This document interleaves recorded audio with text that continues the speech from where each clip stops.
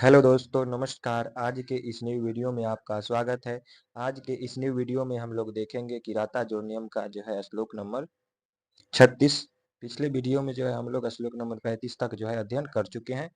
तो बढ़ते हैं आज के श्लोक की तरफ। वनांत शय्या कठिनी कृताकृति कचाचितौ विश्वक इवा अगजौ गजौ कथम त्वेतौ धृति संयमौ यमौ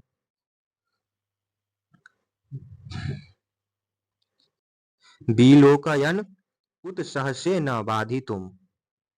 अर्थात इसका अगर अवन्वय हम देखेंगे तो क्या होगा?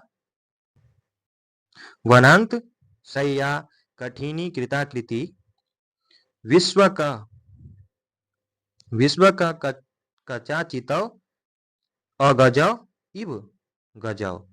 अर्थात ये जो है कह रहे हैं कि वन भूमि में शयन करने वाले जिनकी देह कठोर हो गया है, वनांत शय्या कठिनी कृताकृति, ठीक है, और विश्व का सब ओर से कचाचितौ केशों से व्याप्त शरीर वाले अर्थात संस्कारा भावस जिनके केश सर्वत्र बिखरे हुए हैं, अगजौ पर्वत पर उत्पन्न, गजौ इव हाथियों के समान प्रतीत होने वाले, एतौ यमौ यानी कि एतौ यमौ इन यमज माद्रीसुत नकुल सहदेव को विलोकयन यानी कि विलोकयन देखते हुए, तत्वम यानी कि विलोकयन जो है देखते हुए, कैसे क्यों, धृति संयमो, ठीक है, धृति संयमो अर्थात धैर्य और संयम को बाधितुम, ठीक है, बाधितुम छोड़ने के लिए, न उत्साह से अर्थात उत्साह नहीं दिखाते हो। ये जो कह रहे हैं, वन प्रदेश में शयन करने के कारण कठोर हुए शरीर वाले चारों ओर यानी कि चारों ओर से व्याप्त पर्वत के हाथियों के यानी कि पर्वत के हाथियों के समान इन दोनों यमज मद्रीसुत नकुल सहदेव को देखते हुए आप धैर्य और संयम छोड़ने के लिए क्यों नहीं प्रोत्साहित होते हैं, ठीक है।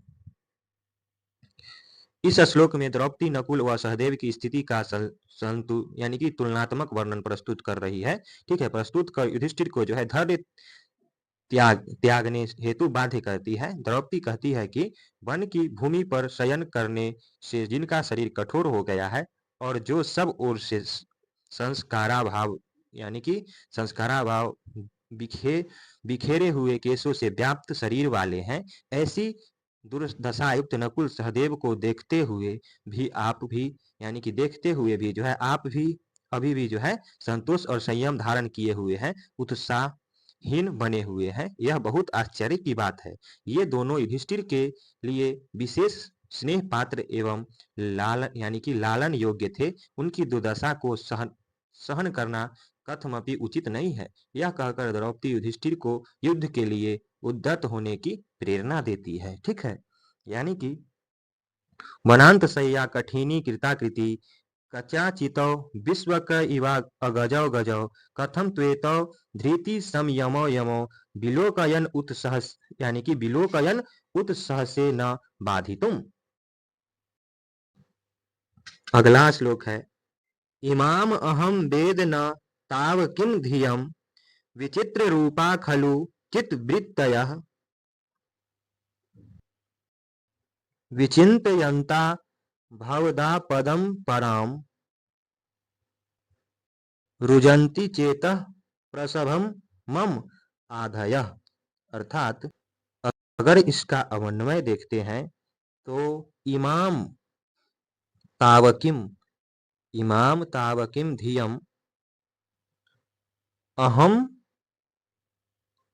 अहम न वेद। अर्थात ये जो है कह रहे हैं, इमाम इस प्रकार की तावकिम आपकी वृत्ति यानी कि आपकी चित्तवृत्ति को जो है मैं नहीं जानती, ठीक है। चित्तवृत्तयः अर्थात मन की वृत्तियां विचित्र रूपा, ठीक है, विचित्र रूपा भिन्न भिन्न प्रकार की होती है। खलु यानी कि निश्चय ही पराम, ठीक है, पराम अत्यधिक भव भवदा पदम अर्थात आपकी वृत्ति को जो है विचिंतयंता विचार करती हुई मम यानी कि मम मेरे मम चेतः यानी कि मेरे चित्त को जो है आधय यानी कि मानसिक व्यथाएं प्रसभम रुजंती हटा यानी कि हठात पीड़ित करती है। ठीक है, अर्थात व्याकुल करती है। अर्थात कहना चाह रहे हैं कि यह आपकी बुद्धि क्रोध रहित संतोष धारणी मैं नहीं समझ पाती। लोगों की चित्त वृत्तियां वस्तुतः भिन्न भिन्न प्रकार की होती है। आपकी इस विपत्ति को सोचती हुई मेरे चित्त की व्यथाएं मुझे हठात व्यथित कर देती है। ठीक है, युधिष्ठिर की दुर्दशा देखकर द्रौपदी अत्यंत क्षुब्ध है। ठीक है, परंतु युधिष्ठिर पर जो है इसका कोई प्रभाव परिलक्षित नहीं होता है। ठीक है, इस संदर्भ में वह कहती है वस्तुतः लोग की चित्त वृत्तियां नाना रूप यानी कि अनेक प्रकार की विचित्र एवं दुर्विज्ञ होती है। अतः आपकी इस आपत्ति के समय भी धैर्य धारणी मति को तो मैं नहीं जानती, पर आपकी इस घोर साम्राज्य नाश पराभव यानी कि रूप विपत्ति को सोचते हुए मेरे हृदय को तेरी मनोव्यथाएं मुझे बलात् पीड़ित कर रही है।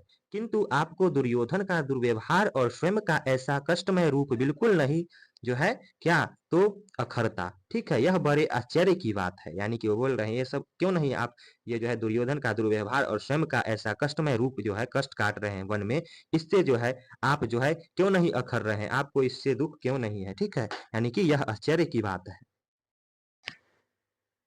अगला श्लोक है पुरा अधिरूढ़ शयनम महाधनम विबोध्य से यह स्तुति गीति मंगलय अदभ्रदर भाम अधिशय स स्थलिम जहासी निद्राम शिवय शिवारुत। अर्थात इसका अगर अन्वय देखते हैं तो क्या होगा, यह यह महाधनम यह महाधनम यह महाधनम शयनम अधिरूढ़। ठीक है, अधिरूढ़ स्तुति मंगलय पुरा विबोध्य से यानी कि विबोध्य से अर्थात ये जो है कह रहे हैं यह अर्थात जो यानी कि आप महाधनम महाधनम अर्थात बहुमूल्य शैया पर जो है शयनम शैया पर अधिरूढ़ यानी कि लेटे हुए स्तुतियों तथा गीतियों के मांगलिक पाठों से जो है मांगलिक पाठों से पहले यानी कि पहले जगाए जाते थे। सह सह वही आप जो है अदभद अदभ्रद अदभ्रदर भाम प्रचुर कुश वाली यानी कि प्रचुर कुश वाली स्थलिम भूमि पर जो है स्थलिम अर्थात भूमि पर जो है अधिशय यानी कि शयन करने अधिशय यानी कि शयन करके जो है अविषय यानी कि अविषय अमांगलिक शिवारुतय अर्थात गिदरियों यानी कि गिदरियों के रुदन द्वारा निद्राम यानी कि गुदरियों के जो है रुदन द्वारा निद्राम यानी निंद्रा को जो है जाहसी छोड़ते हो और छोड़ते हो या तोड़ते हो। यानी कि पहले बहुमूल्य शैया पर जो है सोए हुए आप प्रातः काल स्तुति और मांगलिक गीतों से जगाए जाते थे जब वो राजा थे युधिष्ठिर। ठीक है, वह वही अब जो है आप बहुत से कुशाओं यानी कि कुश वाली भूमि पर जो है कुश वाली गद्दी पर कुश वाली भूमि पर सोकर अमांगलिक गिद्धरियों के क्रंदन से निद्रा का परित्याग करते हैं। यानी कि गिद्धर लोग यानी कि गिद्धरियों जो है क्रंदन करती है उससे जो है आपका निद्रा का परित्याग होता है सुबह। ठीक है, इस श्लोक में द्रौपदी युधिष्ठिर के अतीत के सुखमय जीवन की याद दिलाकर जो है वर्तमान जीवन में कितना दुख दर्द यानी कि परिवर्तन हुआ है इसका चित्रण कराती है। ठीक है, वह कहती है कि आप बहुमूल्य शैया पर सोए हुए पहले जो है वैतालिकाओं द्वारा गुण गुण गानादि युक्त मांगलिक शब्दों द्वारा जगाए जाते थे। वह आप अब बहुत से कुशों वाली अकृत्रिम वन भूमि पर सोकर सियारों को जो है अमंगल सूचक की ध्वनियों से निंद्रा छोड़ते हो अर्थात जगते हो। इस वर्णन के द्वारा द्रौपदी कहना चाहती है कि जिस शत्रु के कारण आपकी यह दुर्दशा हुई है उससे जो है आप युद्ध कीजिए और युद्ध करने के लिए संधन्न हो जावे, यानी कि उससे युद्ध करने के लिए संधन्न हो जावे। ठीक है।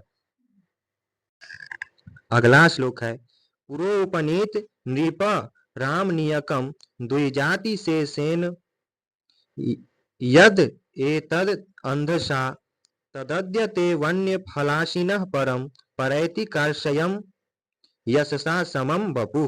अर्थात अगर अन्वय देखते हैं तो नृपः यानी कि हे नृपः, हे राजन, एतद यानी कि यद एतद यानी कि है ना, यद एतद यानी कि जो यह शरीर जो है पूरा यानी कि पूर्व समय में द्विजाति से सेन यानी कि द्विजो यानी ब्राह्मण के खाने से शेष बचे अंधसा अंधसा रामनीयकम अर्थात रामनीयकम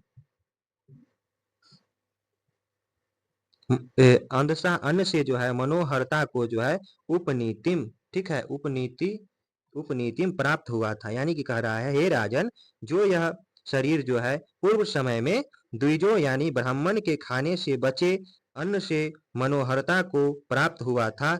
अद्य यानी कि अद्य आज इस समय जो है वन्य फलाशीनः यानी कि जंगली फलों को खाने वाले ते आपका तदवपु यानी कि वह शरीर यशसा समम यश के साथ साथ परम परम कार्यक्षम यानी कि अति छिन्नता को जो है परैति यानी कि प्राप्त हुआ है।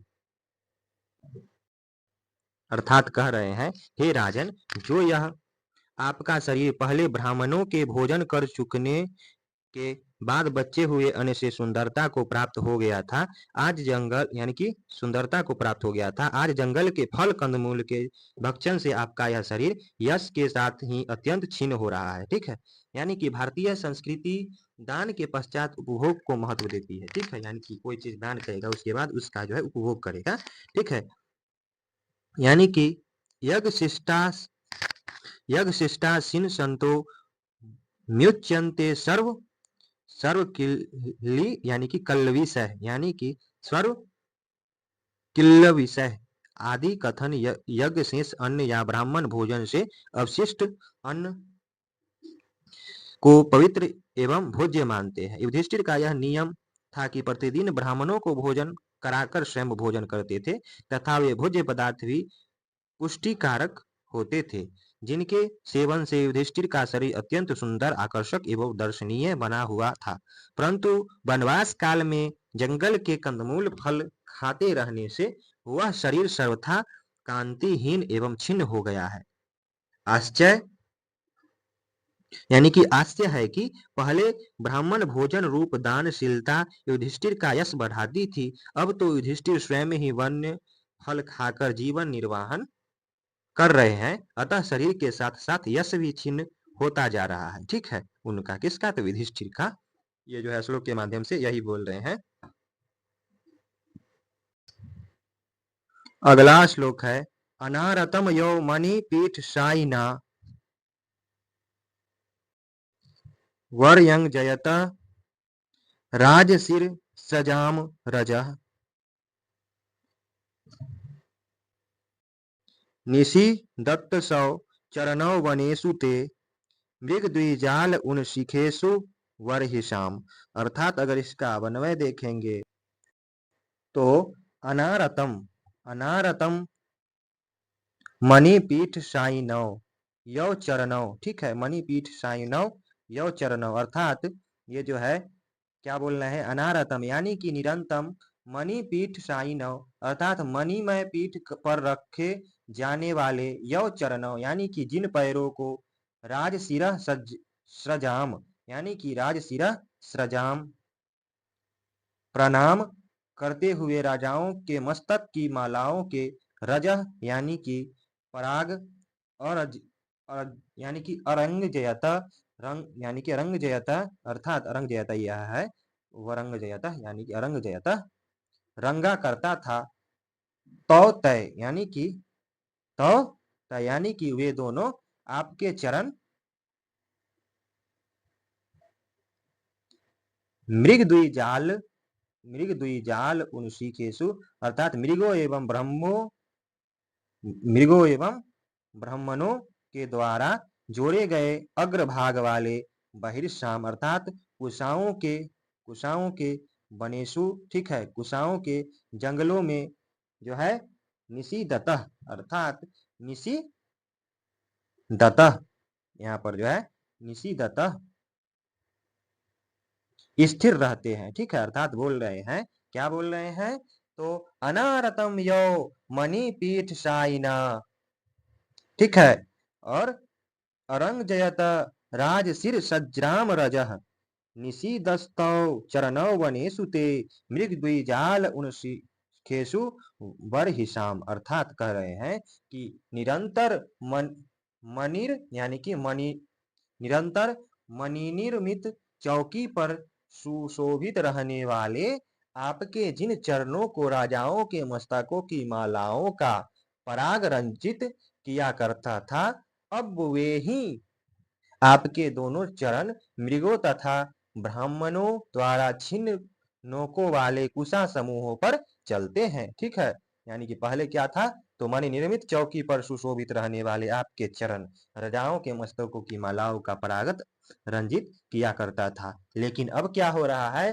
तो मृगों तथा ब्राह्मणों द्वारा छिन्न नोकों वाले कुशा समूहों पर चलता है, ठीक है। द्रौपदी जो है युधिष्ठिर से कहती है कि साम्राज्य का उपयोग करते समय जो तुम्हारे चरण सदा मणियों से जड़ित पाद पीठ पर रखे जाते थे और झुक कर प्रणाम करने वाले समंत राजाओं के मस्तक की पुष्पमालाओं के पराग से क्या है अनुरंजित हुआ करते थे, वही तुम्हारे चरण आज इन कुशों के वनों में जिनके अग्रभाग हरिणों व द्विजातियों द्वारा काट लिए गए हैं, यानी कि काट लिए गए हैं, उस पे जो है पड़ते हैं। स्थिति यह है कि जो पैर पहले राजाओं की मालाओं के पराग से लाल होते थे, वही अब तीक्ष्ण कुशाओं से छत विक्षत होकर लाल होते हैं, ठीक है, यानी कि कुशा उषा तो गरता ही है, तो लाल हो जाता है किससे, तो रक्त से, ठीक है।